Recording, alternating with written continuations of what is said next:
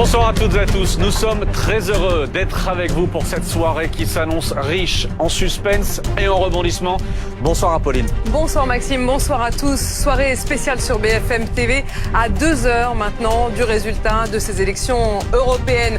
On aura toutes les infos et toutes les analyses avec sur ce plateau les meilleurs spécialistes, les meilleurs éditorialistes et partout sur le terrain tous nos envoyés spéciaux.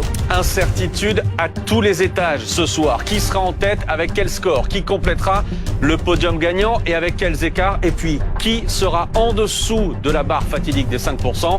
C'est l'un des suspens de la soirée. Et les européennes, c'est parti.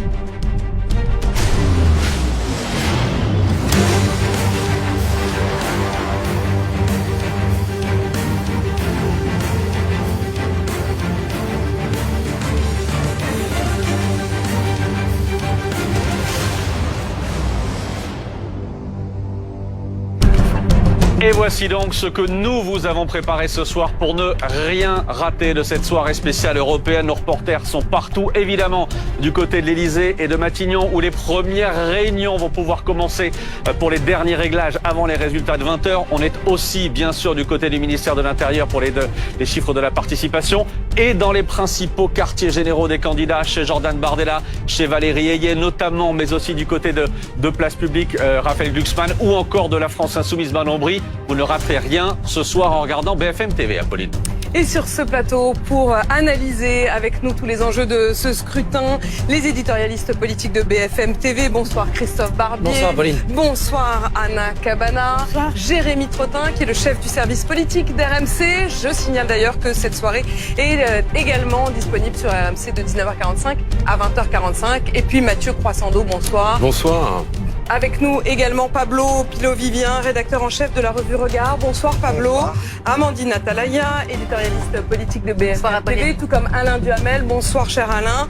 Et bien sûr Bruno Jeudi qui est avec nous. Bonsoir à tous. Et puis une soirée électorale ne serait pas sur BFM TV sans notre cher Bernard Sananès. Il manquerait Bernard. Bonsoir à tous. Bernard Sananès, président de l'Institut ELAB, qui va nous donner toutes les informations ce soir. Et pour commencer, un chiffre.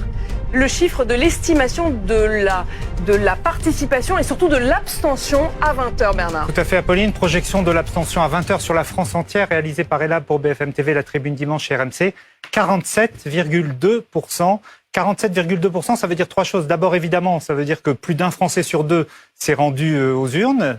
Deuxièmement, ça veut dire que l'abstention recule pour la troisième fois à des élections européennes. Elle avait atteint un plafond très haut en 2009. 40% des électeurs avaient seulement participé au vote.